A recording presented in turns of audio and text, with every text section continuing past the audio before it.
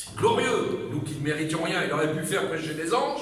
Il a misé sur des simples hommes pour apporter la parole du Seigneur. Mais quand le message concerne l'Église, il me concerne avant toute chose. Moi aussi, je suis dans le même bateau que vous. Je ne suis ni plus ni moins. Tous les chrétiens, et je l'ai prêché et je l'ai indiqué, sont tous équivalents. Il n'y a pas de chef. Le chef de l'Église, c'est Christ. On est tous sur le même pied d'égalité, avec plus ou moins de maturité spirituelle. Si tu es fort, merci Seigneur, alors tends la main aux faibles. Si tu es faible, eh bien, prie, et ensemble, on va remporter la victoire. Amen. Ensemble. Il n'a pas dit qu'il y aurait un qui aurait 10 km d'avance et qui va franchir la ligne d'arrivée. Hein. C'est pas comme ça que ça fonctionne. C'est ensemble, nous serons vainqueurs. Amen. Alléluia. Et ce matin, nous allons parler d'un sujet que j'avais pu entamer quand j'avais parlé sur le langage. Vous vous rappelez? Hein, c'est vieux ça, je vous avais prêché sur le langage. Un chrétien ne doit pas avoir n'importe quoi comme langage. C'est important. Et quand on dit quelque chose, devant ses frères, devant ses sœurs, on le dit aussi devant Dieu. Donc ça veut dire qu'on est lié par le langage que nous avons devant le Seigneur. On n'est pas n'importe qui. Nous sommes des ambassadeurs de Christ.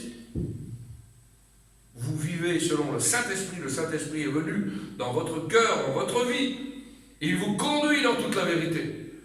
Et dans toute la vérité, vous avez un parler vrai. Ah oui? Trop de gens imitent d'être chrétiens. Trop de gens imitent d'être des prédicateurs. Trop de pasteurs se disent pasteurs, mais ce sont des pasteurs d'étiquette. Il faut être vrai. Il vaut mieux avoir quelqu'un de vrai avec quelques embûches. Quelqu'un qui est vrai mais qui trébuche, que quelqu'un qui est faux et qui fait semblant. Vous savez, quand on est dans la vie de tous les jours, c'est rare de tomber sur des gens qui sont francs. C'est beau la franchise. Quand on voit quelqu'un qui nous dit « bah non, je ne peux pas le faire ». Oui, je peux le faire, mais qui tient ses engagements, parce qu'il tient sa parole. Et aujourd'hui, nous sommes dans un monde sans parole. La parole qui conduit le monde, c'est le mensonge. Et aujourd'hui, il n'y a plus de gens « ouais, bah je passerai te voir ». Puis, 10 ans après, ils ne sont pas venus encore. Vous comprenez? Trop facile, on a la parole trop facile. Et nous allons voir ce matin, par rapport à certains textes de la Bible, que Dieu nous dit « je serai avec ta bouche ». Alléluia. Et je te donnerai les mots. Pas n'importe qui, ça qu'il dit. C'est le Créateur, le divin Créateur. Alléluia. Nous allons faire une première lecture dans le texte, dans l'évangile de Matthieu. Matthieu, chapitre 10. Vous allez voir, c'est merveilleux ce que le Seigneur va nous dire ce matin. Ça va nous réjouir, ça va nous encourager. Et cette semaine, vous allez être fortifiés par sa parole. Et vous allez pouvoir aller évangéliser. Alléluia. Quand vous allez témoigner de la part de Dieu, quand vous aurez une parole de la part de Dieu, les cœurs qui seront en face seront bouleversés.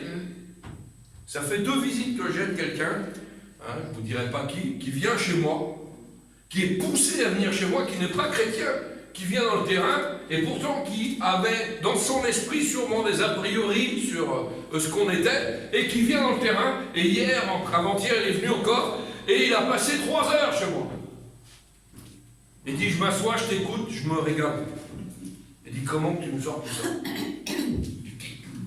T'as été à l'école? Non. Ah, je dis non. Et ça confirmait le message de ce matin. Je dis, quand on parle de la part de Dieu, on est poussé par le Saint-Esprit. Moi-même, je m'épate quand je parle de Dieu des fois à des gens. Je dis, où c'est que je vais chercher ça? Si je prends une fraction de seconde de recul, je dis, mais d'où ça vient? Ça vient d'en haut. Parce que nous sommes animés par le Créateur. Alléluia. Amen. Matthieu 10, versets 16 à 20. Voici, je vous envoie comme des brebis au milieu des loups. Soyez donc prudents comme les serpents et simples comme les colombes. Mettez-vous en garde contre les hommes, car ils vous livreront aux tribunaux. Ils vous battront de verge dans leurs synagogues, dans leurs églises. Vous serez menés à cause de moi devant des gouverneurs et devant des rois, pour servir de témoignage à eux et aux païens. Mais quand on vous livrera, et c'est là que ça va être intéressant, merci Seigneur, ne vous inquiétez ni de la manière dont vous parlerez, ni de ce que vous direz. Ce que vous aurez à dire vous sera donné à l'heure même. À l'heure même. Car ce n'est pas vous qui parlerez, c'est l'Esprit de votre Père qui parlera en vous. Amen. C'est merveilleux ça. Ah, c'est Jésus qui parle. Jésus parle et il explique, il nous avertit. Je serai avec toi et avec ta bouche. Et ici, dans le passage que nous venons de lire, le Seigneur déclare de ne pas s'inquiéter de ce que nous aurons à dire. C'est pas toujours évident. Parfois, nous avons des hésitations. Parfois, nous avons des tremblements, des trémolos dans la voix. Parfois, qu'est-ce que je vais dire? Comment je vais me comporter? Ah, il y a un tel qui vient. Qu'est-ce que je vais pouvoir lui dire? Il faut que je fasse attention à ce que je vais dire. Je calcule, j'anticipe. Parce qu'on veut réfléchir de notre propre intelligence humaine. Mais Dieu ne parle pas de ça. Si vous êtes des chrétiens vrais, véritables, conduits par l'Esprit Saint, ne vous inquiétez de rien. Les mots vont sortir naturellement de votre bouche. Un mot peut-être qui va être capté par l'auditoire. Un seul mot. Un mot de Dieu bouleverse les cœurs. Mais s'il est mis à travers votre bouche, vous bouleverserez les cœurs. Pas vous, l'Esprit de Dieu. Comprenez ça? C'est merveilleux ça. Alors comment on va se comporter? Comment je vais me dépatouiller de cette situation? Vous avez vu des fois avec l'administration par exemple, c'est pas facile. Avec les assurances, c'est pas facile. On vous pousse à mentir aujourd'hui. J'ai le cas, et je l'ai expliqué l'autre jour, téléphone cassé. C'est tout simple. Mais j'ai pris un téléphone, je l'ai acheté dans un magasin, bien sûr. J'ai le téléphone cassé, je vais pour réparer le téléphone. On me dit, si vous voulez que votre téléphone soit pris en charge, vous avez contracté l'assurance. Oui, bon, c'est bien. Donc vous me remplissez le petit papier là. Vous vous êtes fait bousculer, ou on a essayé de vous arracher votre téléphone. Et l'assurance va marcher. Mais non, c'est moi qui l'ai fait tomber maintenant. Ça ne marchera pas. Tant pis, je vais rester avec mon vieux téléphone. C'est tellement simple de bifurquer la voix, de bifurquer la langue aujourd'hui. Et on est épatés. Les gens, parce que vous leur dites non, comprennent pas. Ils sont interpellés. Il est fou. Tu veux pas un téléphone neuf? La boîte est là. Je le donne, mais il faut que tu remplisses ça. Mais non. Pas de compromis avec l'ennemi. C'est des petits détails, ça. Mais c'est des petits détails qui vous empêchent de progresser, qui vous empêchent la sanctification spirituelle. Faisons bien attention à ça. Et aujourd'hui, on se laisse aller dans plein de choses. Quand je vois des chrétiens qui font, par exemple, moi j'en connais, et je le vois, parce que moi je travaille avec un garagiste, donc je sais comment ça fonctionne. On amène des véhicules, et sous le prétexte de l'assurance du pare-brise, on fait changer le pare-choc, ou on fait plein de l'avant. Ça ne fonctionne pas. C'est un mensonge prémédité. Un péché prémédité. On va le voir là. Mais c'est tellement simple de pouvoir dire des choses qui nous arrangent. Non, il faut être clair et net devant le Seigneur. Ah oui, comment je vais me comporter? Eh bien, laissez-moi vous dire que si vous êtes rempli de Dieu, si vous êtes rempli du Saint-Esprit, alors ne vous inquiétez pas. Jésus a dit, ne vous inquiétez ni de la façon, ni de la manière dont vous parlerez, ni de ce que vous direz. C'est quand même fantastique. On y va les mains dans les poches, tranquille. Seigneur, vas-y, bombarde. Et le Seigneur parle à travers vous. C'est merveilleux. Alors, ce que vous aurez à dire vous sera donné à l'heure même, à la seconde même, dans l'événement qui suit, dans la situation qui correspond. Parce que ce ne sera pas vous qui parlerez, mais ce sera l'Esprit de Dieu qui va parler au travers de votre bouche. David, le grand David, le roi David, qui avait écrit des psaumes merveilleux, pouvait dire, à la fin de sa vie, « L'Esprit de Dieu parle par ma bouche ». Imaginez un petit peu. L'Esprit de Dieu parle par ma bouche. Il ne le disait pas avec un orgueil, il le disait avec une humilité profonde, parce qu'il reconnaissait que Dieu l'habitait, que Dieu résidait en lui, et que le Saint-Esprit avait été avec lui au travers des années. On sait qu'un jour s'est manifesté en plein désert, et nous allons faire un voyage dans l'étendue de la parole du Seigneur. Un jour s'est manifesté dans le désert un berger, un simple berger, et cela faisait 40 ans qu'il était là. Et il s'appelait Moïse.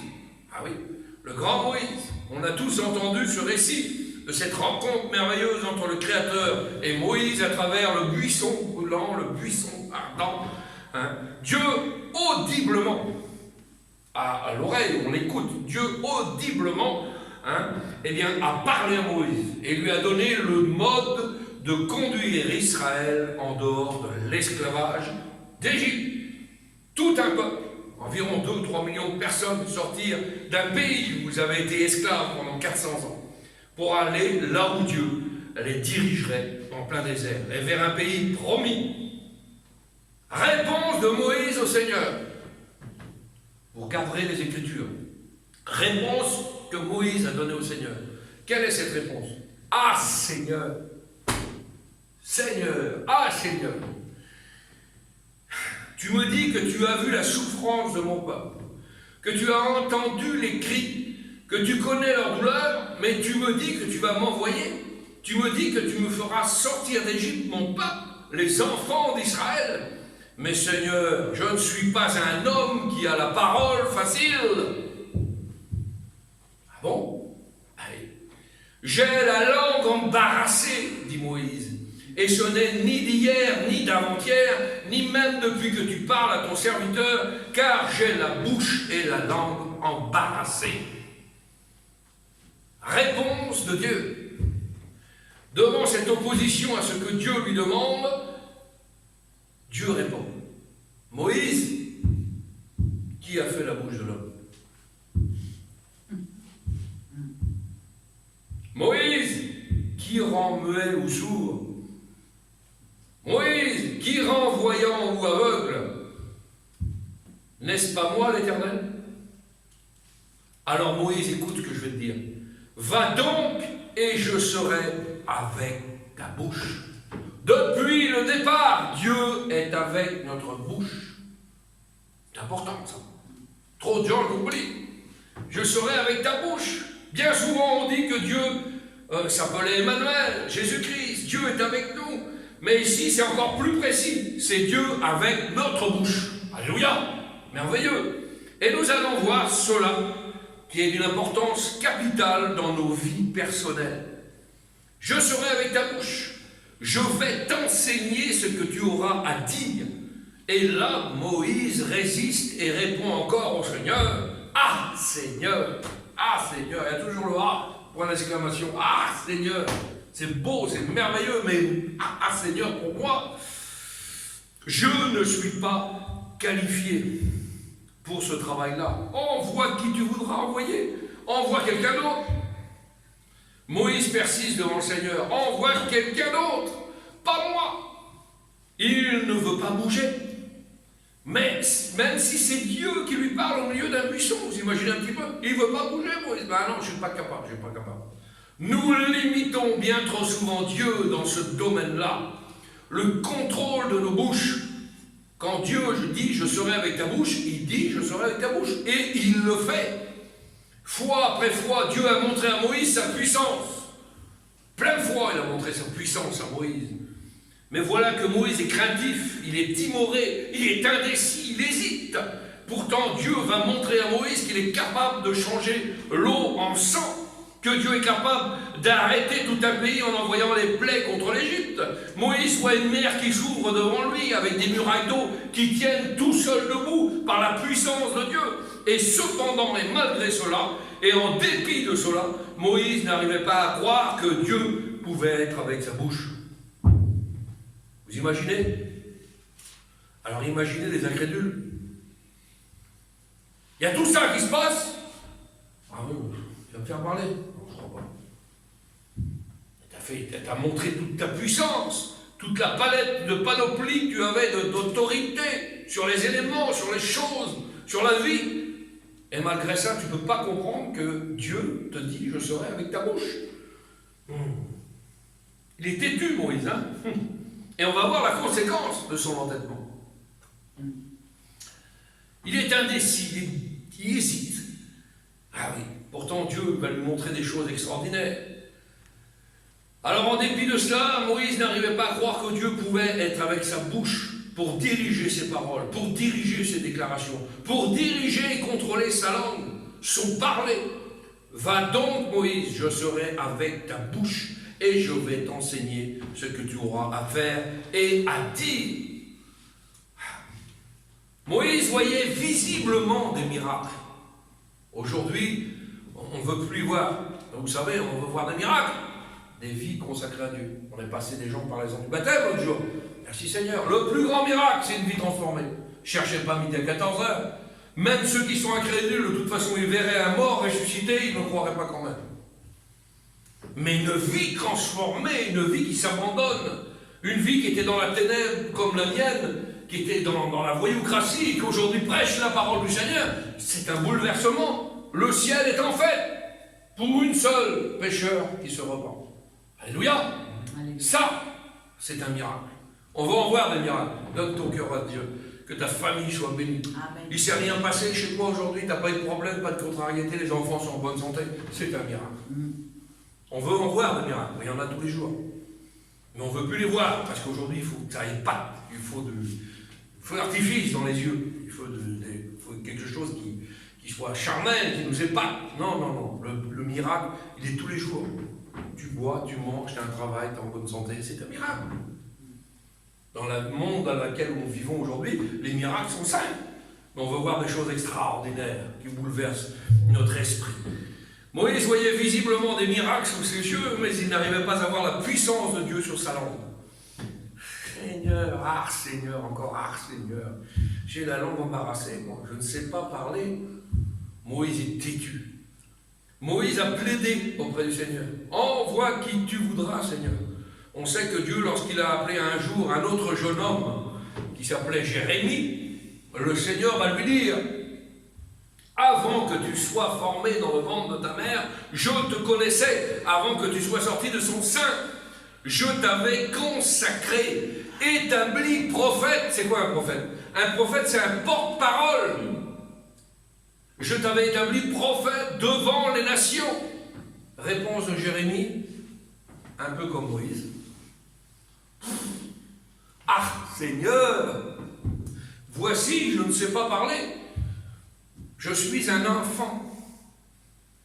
Et l'Éternel lui répond: ne dis pas je suis un enfant, car tu iras vers tous ceux auprès de qui je t'enverrai, et tu leur diras tout ce que je t'ordonnerai de dire.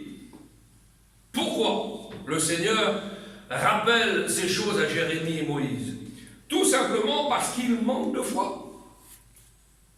Et la Bible nous dit, dans Exode 4, que la colère de Dieu s'est enflammée un jour contre Moïse, pour un langage embarrassé, pour une langue qui n'était pas appropriée. Ah oui, il a voulu faire qu'à sa tête, il a voulu faire selon le peuple, et non pas selon Dieu. Vous connaissez ces passages-là. Dieu s'est mis en colère contre Moïse parce qu'il ne croyait pas que ce Dieu-là lui disait « Je serai avec ta bouche ». Et Dieu finalement a fait une sorte de compromis, et Dieu a permis au frère de Moïse, à Aaron, d'être son porte-parole. Et Dieu a dit: je serai avec ta bouche, Moïse, et je serai avec sa bouche. Ah, les deux. Ils vont peut-être comprendre là quand même, non? Je vous enseignerai, au pluriel, ce que vous aurez à faire et à dire. Moïse pensait qu'il avait une bonne raison de douter de la promesse de Dieu. Pourquoi? Parce qu'il connaissait sa propre faiblesse. Et bien souvent, nous voyons nos propres faiblesses à nous, et nous en faisons une montagne. Tu as une faiblesse? Dis pas à ta faiblesse, j'ai une grande faiblesse, Seigneur, je ne peux pas y arriver, mais dis plutôt à ton grand Dieu, j'ai une petite faiblesse. Écrase-la, annule-la, enlève-la, arrache-la. Et tu verras que tu n'auras plus de faiblesse, et tu seras fort. C'est l'inverse qu'il faut faire. Il faut regarder du bon côté. Vous prenez des jumelles à l'envers, quand vous regardez des jumelles à l'envers, le problème il est loin. Il est grand comme ça. Non, ça va. Mais si vous le mettez dans le bon sens, forcément il va être là. C'est immense, je ne peux pas surmonter la chose. Mets la lunette à l'envers. Et tu verras qu'il est loin ton problème. Puis il n'est pas grand. La montagne, tu as l'impression qu'avec ta main, tu peux l'écraser, tu peux l'aplanir. C'est comme ça qu'il faut regarder les choses avec Dieu.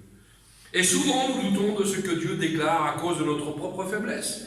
Nous nous diminuons totalement, et le diable aime ça. Il adore ça. Il est friand de ça. Que nous n'arrivions pas à croire les promesses de Dieu. Il adore ça. Mais Dieu dit: qui a fait la bouche, Moïse? Qui rend muet? Qui rend sourd ou aveugle? Dieu est tout puissant. Alléluia. Et on sait que Moïse, connaissant sa propre faiblesse, va dire au Seigneur devant ce buisson: Les enfants d'Israël n'ont pas écouté. Ils ne m'ont pas écouté à moi. Alors comment Pharaon, roi d'Égypte, va pouvoir m'écouter? C'est impossible, Seigneur.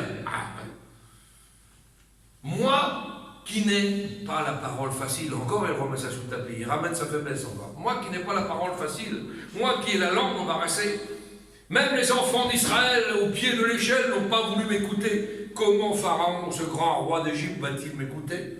Et toutes ces choses, c'est toutes qui vont empêcher Moïse d'entrer dans la terre promise. Parce qu'il a eu la tête dure. Ah oui, il a traîné cela tout au long de sa vie, Moïse.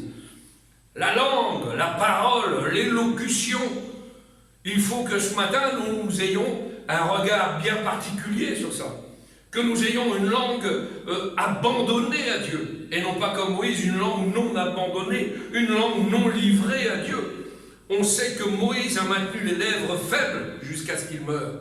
Et vous regarderez ça dans le psaume 106, il est dit qu'ils irritèrent. Alors qu'ils, au pluriel, ils irritèrent, c'est le peuple d'Israël.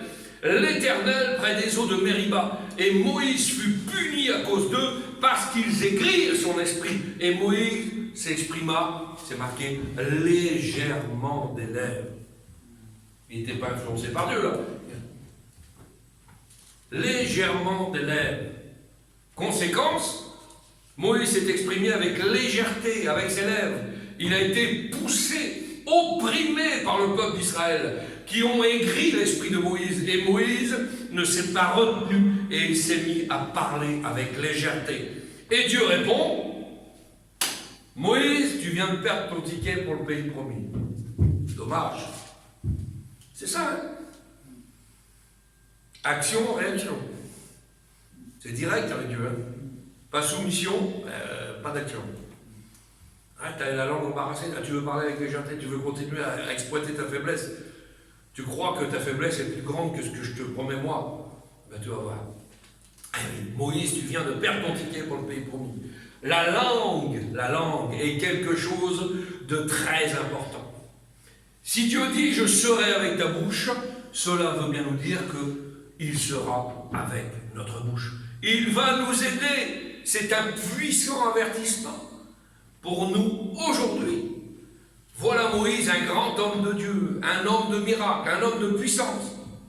Un homme qui connaissait vraiment le Seigneur et qui avait juste un point faible, une faiblesse, un défaut dans sa cuirasse. Mais le défaut était si grand que cela a amené la colère de Dieu et a jeté une ombre sur tout ce qu'il a fait. Quel dommage! Il n'est même pas rentré dans la terre promise à cause de la langue. Quel dommage! Quel dommage! J'étais si près du but. Tout était bien. Mais ta petite faiblesse, tu l'as vue si grande et tu ne l'as pas fait confiance à ton Dieu, à ton Père, à ton Créateur, celui qui a créé la bouche, ne serait pas capable de te faire parler. Combien nous limitons ce que Dieu est capable de faire avec nous? Quand il va vers Gédéon et qu'il lui dit « Va, puissant héros, vaillant héros, va !» Gédéon, à ce moment-là, il est caché derrière le pressoir. Il se cache, un poltron, un lâche. Il est caché. Il ne peut pas y aller. L'ange de l'Éternel descend, il tape sur l'épaule des gens et hey, oh, va avec la force que tu as, vaillant héros. Vaillant héros, moi? Je suis caché dans le trou de la souris, là. Pourquoi? Parce que Dieu sait ce qu'il fera avec toi demain et après-demain, tu ne sais pas toi. Mais Dieu sait avec quoi il va t'envoyer. Dieu sait ta capacité. Et si tu as un petit peu de capacité comme ça, il va t'en faire comme ça. Donc demain, il va t'utiliser. Demain, il va t'employer.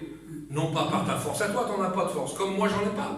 Mais c'est lui qui va te qualifier. C'est lui qui va te rendre capable. Donc il sait ce que tu vas faire demain et après-demain.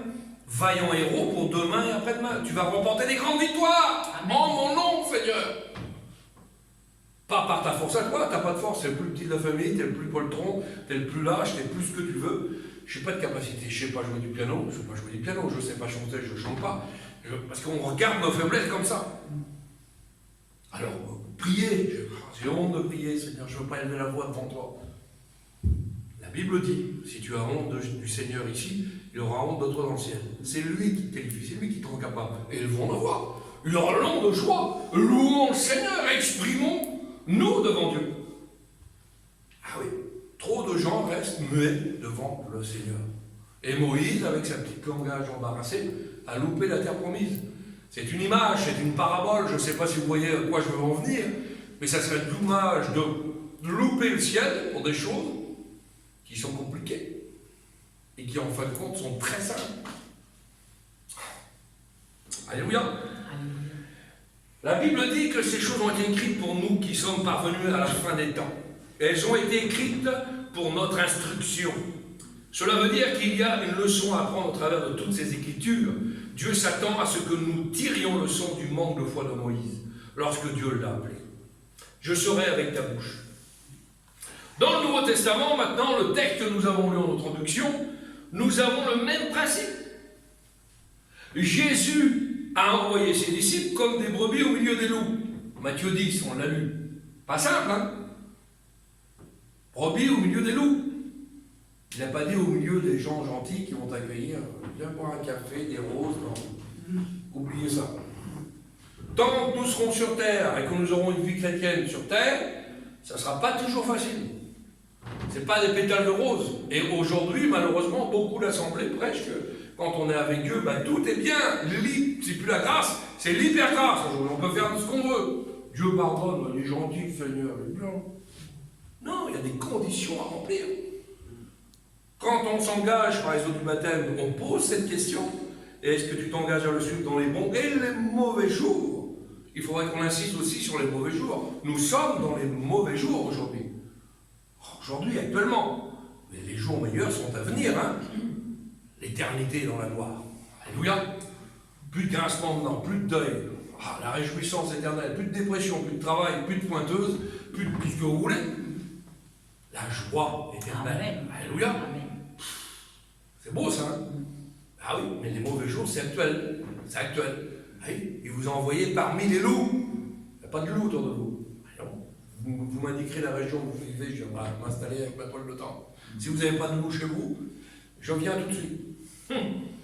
Et Jésus, eh bien, les avertit qu'ils devaient s'attendre à de l'opposition, que les brebis devaient s'attendre à de la persécution contre eux, mais ils ne devaient pas avoir peur, parce qu'ils avaient le commandement de répandre l'évangile. La promesse était que Dieu serait avec leur bouche. Amen. Dieu est avec nous et avec notre bouche. Alléluia. Merci. Ne vous inquiétez pas ni de la manière dont vous parlez, ni de ce que vous direz. Pourquoi? Parce qu'il faudra que nous parlions. Ah oui, un chrétien muet, c'est qu'il est muet de naissance, et il témoignera avec les mains. Alléluia. Mais un chrétien muet qui ne veut pas s'exprimer devant Dieu. Expliquez-moi que quelqu'un qui ne veut pas s'exprimer devant Dieu, comment il fait pour prier son Père? Donnez-moi la recette. Quand on analyse la vie d'un chrétien, la vie d'une brebis, pas pour la tuer, pour l'exhorter à aller plus loin, pour se sanctifier davantage. Mais quand on voit des chrétiens qui sont ici à l'Assemblée qui ne prient pas, c'est des tristes chrétiens. Comment est leur vie? Intime, individuelle, chez eux, personnelle, avec Dieu. Si je vais au boulanger demain et puis que je m'arrête devant la boulangère, je reste là et je ne parle pas, on ne va pas savoir quoi me donner. Vous comprenez ça? Eh bien, c'est pareil devant ton Père qui est dans le ciel. Tu es à la réunion, Dieu te voit, Dieu te regarde, parce que la Bible dit que 2 ou 3 réunis en son nom, il est au milieu de nous, il est au milieu de nous. Et là, tu veux quoi? Tu veux quoi, mon enfant? Et tu es muet. Comment veux-tu qu'il accède à ta requête de prière? C'est impossible. Ne soyons pas des chrétiens muets. Soyons des chrétiens vivants, bouillants. C'est un feu qui brûle en moi. Alléluia. Le Seigneur dit un jour à l'apôtre Paul, c'est pas n'importe qui l'apôtre Paul, hein? Il lui dit, parle! Parle et ne te tais pas, parce que j'ai un peuple nombreux dans cette ville. Quel encouragement! Ah oui, parle, Paul, parle de ma part, et parle et ne te tais pas. Mon peuple est nombreux dans cette ville, et il se meurt. Alors vas-y, témoigne, parle, bombarde, prêche, enseigne, exhorte, reprends, censure. C'est ça que ça veut dire. Hein? Parle, Paul, parle. Ah oui. Parle, ne te tais pas, parce que j'ai un peuple nombreux dans cette ville. Ne vous inquiétez pas de la manière dont vous parlerez ni de ce que vous direz, parce que vous aurez à dire ce vous sera donné à l'heure même. Nous avons lu ce texte, à l'heure même, au moment précis où vous aurez besoin. Pourquoi? Comment ça se fait? Parce que vous êtes habité par le Saint-Esprit. Alléluia. Et celui qui parlera, ce n'est pas vous, mais l'Esprit de votre Père qui parlera en vous, au travers de vous. J'aimerais qu'on fasse une lecture, un exemple formidable, qui se trouve dans l'évangile de Luc. Vous allez voir comment c'est merveilleux, comment le Seigneur va nous parler. Luc 21. Regardez. On va faire cette lecture-là. Luc 21, verset 14. Regardez ce que nous rappelle la parole du Seigneur. Mettez-vous donc dans l'esprit. Ça veut dire enfoncez-vous ça dans le crâne. C'est Dieu qui parle. Hein? Enfoncez-vous ça dans le crâne. C'est ça que ça veut dire. Hein? Mettez-vous donc à l'esprit de ne pas préméditer votre défense, car je vous donnerai une bouche et une sagesse à laquelle tous vos adversaires ne pourront résister ou contredire. Alléluia. Tous vos adversaires ne pourront pas résister ni contredire. Pas merveilleux ce texte-là? Donc, là, dans ce passage, le Seigneur promet la même chose qu'il a dit à Moïse et à Jérémie. Je vous donnerai une bouche. Est-ce qu'il y a un exemple dans la Bible, pasteur, où cela est arrivé? Oui, je vais vous le donner l'exemple. Vous irez dans Acte 6, on va faire la lecture ensemble, si vous voulez. Regardez, c'est merveilleux, il y a une réponse à tout dans la Bible. De toute façon, si vous cherchez des réponses à plein de choses, cherchez dans la Bible, cherchez pas ailleurs. Acte 6, verset 9. Acte 6, verset 9. Quelques membres de la synagogue, dites des affranchis, et celles des Cyrénéens, et celles des Alexandrins, avec des Juifs de Cilicie et d'Asie, se mirent à discuter avec lui. Là, on parle de Étienne, d'accord? Ils discutent avec Étienne, d'accord? Mais ils ne pouvaient résister à quoi? Sa sagesse et à l'esprit par lequel il parlait. Vous voulez un exemple concret?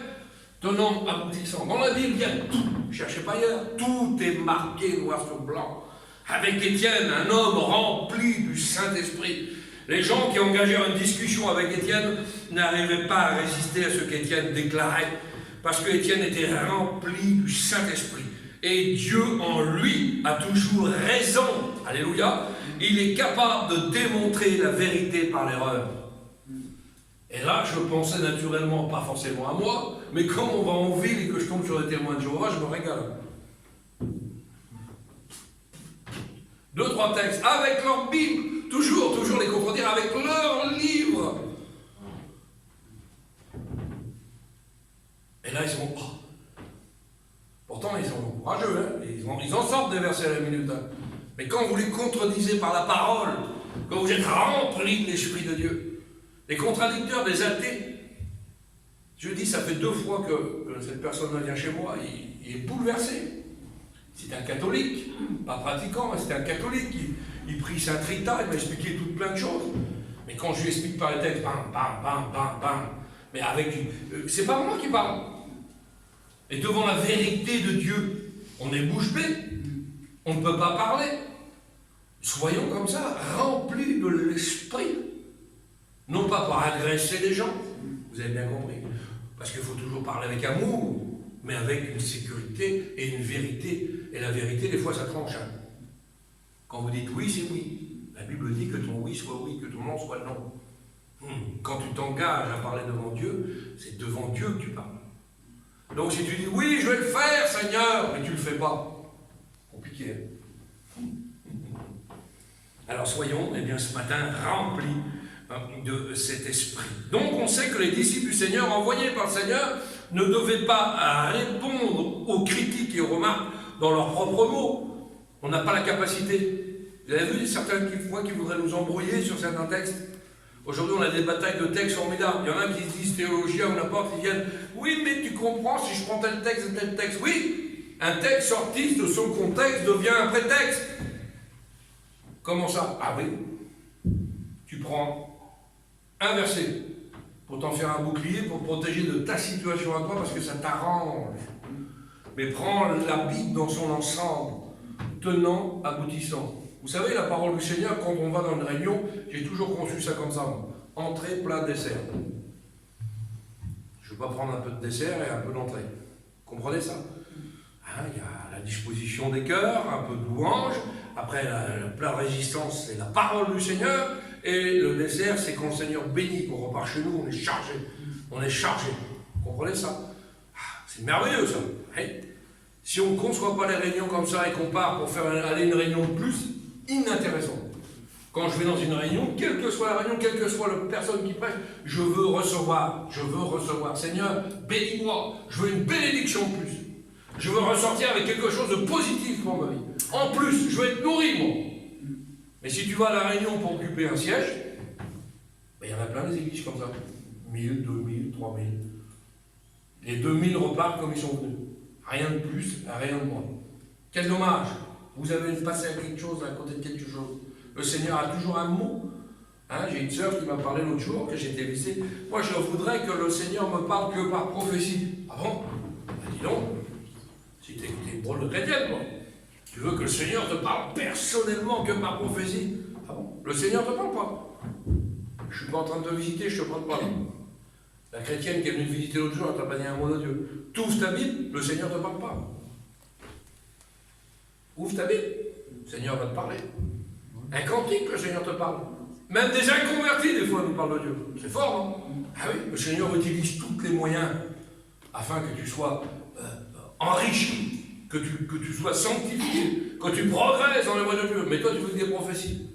Faites attention, ça peut être un dérèglement aussi. La Bible dit dans une assemblée que 2 ou 3 prophétisent, hein, pas 50. Quand ça part dans tous les sens, il faut se méfier, il faut reprendre. C'est pour ça qu'il faut des pasteurs. C'est pour ça qu'il faut des bergers. Quand j'étais dans certaines églises de maison, c'est la dérive complète. Tout le monde prie les uns pour les autres, tout le monde tombe, tout le monde tremble, tout le monde chante, tout le monde est béni, tout le monde prophétise. Qu'est-ce que c'est que ça? La Bible dit que la maison de Dieu, c'est une maison d'ordre, non pas une maison de désordre. Quand ça part dans tous les sens comme ça, fuyez vite, fuyez. Et il y en a d'autres où il n'y a rien qui se passe. Alors là, c'est les ténèbres complètes. C'est un glacial. Vous avez vu, des fois, les lacs qui nous amènent un curé, quoi. Elle est où l'onction, mon gars? La Bible dit, j'ai oint mon serviteur pour, ça veut dire qu'il a oint le serviteur pour apporter quelque chose. Il faut que vous soyez oint pour apporter quelque chose. Un chrétien pareil, hein? Quand vous allez visiter quelqu'un pour l'encourager, vous avez besoin d'être oint, placez-vous devant Dieu. Avant d'aller le rencontrer, placez-vous devant Dieu. Le frère m'a dit tout à l'heure, merveilleux, je me suis placé devant Dieu pour savoir où je devais aller. Mais c'est biblique, mon frère, t'as raison. C'est comme ça qu'il faut agir. Trop de gens vont, il y a combien de personnes? Je vois pas. Il y a combien de personnes? Ah, ils sont trop nombreux là. C'est des noirs, je vois pas non plus. Ah, c'est des jaunes, je vois pas non plus. À 18 ans, je vois pas non plus. Mais où c'est que vous avez vu ça? Et la Bible ne dit pas ça. Placez-vous devant le Seigneur. T'as un doute? Mets-toi dans le secret de ta chambre, mets-toi à genoux. T'inquiète pas, le Saint-Esprit va te conduire dans toute la vérité. Il te conduira. Alléluia. Le Seigneur ne te trompera pas. Les hommes vont te tromper. Le Seigneur ne te trompera pas. Place-toi devant Dieu. C'est merveilleux. Est-ce que cela vous est déjà arrivé, amen, de témoigner à quelqu'un et que vous vous étonnez de ce que vous sortez de votre bouche? Ça vous est déjà arrivé? Vous êtes rendu dans des fois, j'ai vu, on me parlait avec des gens, et d'un coup, vous parlez, puis vous tombez dans le sujet, puis vous n'en finissez plus. Et à un moment donné, vous mettez un petit temps d'arrêt et vous vous écoutez parler. Et vous dites d'où ça sort, ça? Je suis intelligent comme ça, moi. Je fais des textes qui sortent comme ça de ma pensée. Je peux sortir un texte comme ça, et puis tomber pile dans le truc, et puis aller pile où c'est pas vous. Oh, pas d'orgueil, hein, c'est pas vous. C'est pas moi. C'est le Saint-Esprit qui vous rappelle en temps voulu les textes, et il vous rappelle en temps voulu ce que dire, ce que pas dire. Des fois, vous avez tendance à... Parce que si ça serait nous, des fois, on aurait même tendance à déborder un peu, à aller de notre chair. C'est pour ça que quand vous allez visiter quelqu'un ou encourager quelqu'un, placez-vous devant Dieu avant. Parce que des fois, on dit, oh, on y va, allez, on y va. Ça, c'est votre chair, elle veut y aller. Ah, on veut l'encourager, mais des fois, on le tue. On va encore plus loin de ce qu'il faut. Donc, si c'est charnel, c'est pas trop bon non plus. Vous comprenez ça? Des fois, la sagesse ne veut pas toujours non plus parler. Des fois, on va juste visiter quelqu'un, on ne parle pas. Pourquoi? Parce que le Seigneur vous a dit, écoute-le, qui déballe sa valise, qui vide son cœur, qui s'épanche sur toi, et puis tu vas tout prendre les ordures qu'il a dans son cœur, et ça va lui faire du bien. Ok. Pas un mot. Ah, vous êtes le punching ball pendant 2 heures, mais c'est pas grave. Il dit ceci, et puis cela, ouais. Et à la fin, Jésus t'aime, mon frère. Je vais prier pour toi. Ça suffit. Ah oui. Le Seigneur est capable de ça. C'est lui qui dirige, c'est lui qui dose. Il y a le bon timing et le bon dosage. Merveilleux ça. Le Seigneur a dit à Jérémie, je veux que ma parole dans ta bouche soit du feu. Il l'a dit à Jérémie, il faut que ça soit du feu. Et le peuple soit quoi? Du bois. Vous avez vu ce que ça fait le feu et le bois? Ça consume. Hein. Ça fait de bonnes grillades. On aime bien ça, nous. Des bonnes grillades. Ah, ça va brûler. Hein. Ah oui. Et que ce feu les consume. C'est ce que dit Dieu à Jérémie. Dieu veut que nous soyons des flammes de feu.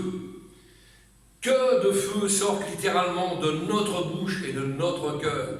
Et Dieu a dit à Jérémie, vous verrez ça dans l'évangile de Jérémie, c'est merveilleux. Il y a des conditions pour réaliser ces choses. Si tu te rattaches à moi, je te répondrai. Et si tu vas te tenir devant moi, si tu te sépares de ce qui est précieux, de ce qui est vil, tu seras comme ma bouche, dit l'Éternel. Ça veut dire quoi? Te rattache à moi. Soyez toujours près du Seigneur, attachés à sa parole, attachés à la doctrine, attachés à lui. Je te répondrai. Il répond, il est à côté de toi. D'accord? Si tu vas te tenir devant moi, là, tu vas pouvoir te tenir devant moi, avec moi. Et si tu te sépares de ce qui est précieux, il y a des choses qu'on doit se séparer dans la vie. Vous savez, quand on est chrétien, on fait plus ce qu'on veut. Il y a des choses avec qui on doit partager des choses, et des gens avec qui on ne doit plus avoir d'affinité. Si vous êtes avec des bringueurs toute la journée, si ton but c'est d'amener les bringueurs à l'évangile, merci Seigneur. Mais si c'est pour avoir des conversations inutiles, viles, sur le matériel, sur les sous, sur les impôts, sur la politique, sur les vêtements, sur les femmes, sur tout ce que vous voulez qui est déplacé, ça ne va pas vous bénir. Et au contraire, la seule chose que vous pouvez provoquer chez vous, c'est de passer de l'autre côté. Parce que quand vous êtes dans des conversations comme ça, vous n'avez plus la capacité d'avoir ces conversations-là. Vous avez été régénéré par Christ. Donc on a perdu cette pratique-là. Celui qui n'a pas perdu cette pratique-là des anciennes choses, faisons bien attention, ça veut dire que sa conversion n'est pas à point. Vous avez bien compris ça. Alors il faut faire attention avec qui on a des discussions. Des choses viles, la pourriture, les poubelles, on les laisse là. Et nous on va là. D'accord? Et bien si vous êtes dans ce cas de figure, tu seras comme ma bouche, dit le Seigneur. Comme la bouche de Dieu. C'est plus vous qui parlez, c'est plus votre bouche, c'est le Seigneur. La bouche du Seigneur dans votre bouche. À la Pentecôte, qu'est-il arrivé? Vous savez que le Saint-Esprit est descendu sous une forme de flamme, hein, avec un vent impétueux qui a rempli toute la salle. Alléluia. Et les 120 étaient réunis. Moment très particulier, le Saint-Esprit était avec la bouche des disciples. On l'a vu il y a 15 jours. Et il fut donné ce qu'il devait dire. Pas moins, pas plus. À tel point que les gens qui étaient autour ont été confondus. Je m'explique. Je l'ai expliqué l'autre jour. Vous êtes dans une assemblée de Chinois, le Saint-Esprit vous parle, vous n'avez jamais parlé de chinois à votre vie, vous pouvez parler chinois. Les gens qui sont autour de vous, qu'est-ce qui se passe? C'est pas de votre capacité, ça. Vous n'avez jamais appris la langue. Et vous parlez la langue du pays. Vous parlez la langue des gens qui sont dans l'assemblée. Pourquoi? Parce que le Seigneur, à travers votre bouche, veut adresser un message à l'assemblée. Formidable. Ne limitons pas Dieu, il est capable de le faire, ça. Il l'a fait pour les 120. Les gens de l'extérieur, ils parlent des langues étrangères, et que nous connaissons nous. Merveilleux, ça. Ils ne sont pas de notre nation, ils ne sont pas de notre pays, de nos origines, mais ils parlent ces langues-là. C'est formidable, le Saint-Esprit est capable de ça. Mettons notre bouche à disposition du Dieu Tout-Puissant. La Bible dit, ils furent tous remplis du Saint-Esprit. Ils commencèrent à parler selon que l'Esprit leur donnait de s'exprimer. Cela veut dire que le Saint-Esprit a pris un contrôle complet de leur bouche. C'est-à-dire les mots qui sortent des bouches sont uniquement des mots que Dieu voulait qu'ils soient dits. Pas autre chose. Il y a une séparation entre le langage mondain et le langage spirituel. Quand je vois, ça m'arrive de reprendre certains chrétiens, des fois quand je les croise, qui ont un langage léger, des blagounettes à 2,50 francs ou des machins qui ne sont pas à la gloire de Dieu. Vous comprenez? Alors moi j'ai un franc-parler, donc des fois ça tranche. Hein. C'est mon caractère, je ne peux rien. Le Seigneur n'a pas voulu changer tous les traits de mon caractère, il a peut-être voulu que je sois un peu vif aussi sur certaines choses. Et normalement, on doit faire comme ça. Un chrétien qui, dans toute la journée de sa vie, passe à raconter des bêtises et des choses qui ne sont pas la part de Dieu, ben, il faut bien se poser des questions. Hein. Quelle est la part de spirituel et quelle est la part de charnel? Que ce soit donc les mots uniquement que Dieu voulait qu'on dise à travers notre bouche. Et les païens, ils ont dit quoi? Ceux qui n'étaient pas convertis autour de eux, ils ont dit quoi? Comment nous les entendons parler des merveilles de Dieu? Le monsieur qui est venu me voir, quand je parle, il me dit, je ne comprends pas. Je connais ton passé, je connais ça, je connais ça, je connais ça. Et quand tu parles, c'est la vie. C'est pas moi, chef. C'est parce que je suis un instrument dans les mains du Seigneur et que je me laisse conduire. Quand vous vous laissez conduire, le Seigneur parle à travers votre bouche. Et les païens disent, ah, les merveilles de Dieu. Vous voulez donner l'intérêt aux choses de Dieu? Les merveilles de Dieu qui découlent de sa bouche, c'est merveilleux ça. Même eux se rendent compte de la différence. Le langage est différent. Alors ce matin, vous avez bien compris, on va pas aller beaucoup plus loin. Ouvre ta bouche et laisse les merveilles de Dieu sortir de ta bouche. Amen. Alléluia. Amen. Merveilleux. J'ai encore 10 pages, je ne vous les fais pas, avec des exemples concrets dans la parole du Seigneur. Vous avez compris l'essentiel du message. L'essentiel du message ce matin, c'est que on laisse notre bouche à disposition de Dieu. Et que surtout on ne doute pas. Et qu'on ne ramène pas sans arrêt nos faiblesses sur le tapis. Oui, mais je ne suis pas capable de chanter. Alors, la sœur, elle est partie en vacances, quand elle va revenir, elle va chanter. Hein. Pas parce que je la bassine avec ça. C'est parce que j'ai dit, le Seigneur, tu vas chanter. Je ne suis pas chanté, moi. Elle s'est engagée par les autres du baptême l'autre jour, c'est pas vieux. Et bien là, maintenant, je sais qu'elle va chanter. Elle a la capacité de le faire. Pas moi qui va lui donner la capacité. C'est pas nous qui allons lui donner la capacité de le faire. Mais c'est parce que le Seigneur veut qu'elle chante. Et elle chantera. Amen. Pour l'instant, on dit oui, mais je ne sais pas. Je ne sais pas. Arrête de dire à ta faiblesse, non. Non, non, non. La faiblesse, ratatiner. Et le Seigneur va faire le reste. Et il va l'entraîner à chanter. Vous allez voir. Et elle chantera merveilleusement bien. Amen. Vous avez vu la sœur d'Audrey qui nous chantait des cantiques l'autre jour? Elle ne chantait pas il y a un an en arrière. Seigneur. Ouais. Moi, j'ai jamais chanté dans le monde.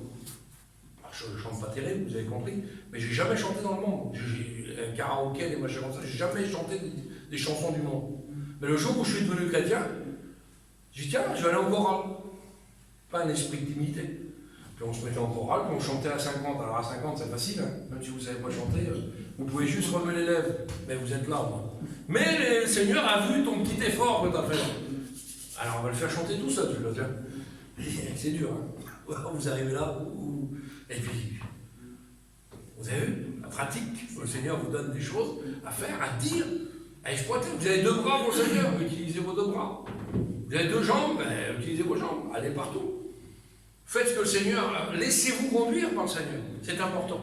Alors ne restons pas muets devant le Seigneur, vous avez bien compris, et que nos mots, eh bien, soient ces mots à lui, Amen. Que nous soyons conduits par le Saint-Esprit ce matin. Alléluia, on prie le Seigneur. Seigneur, nous voulons te bénir, te rendre grâce.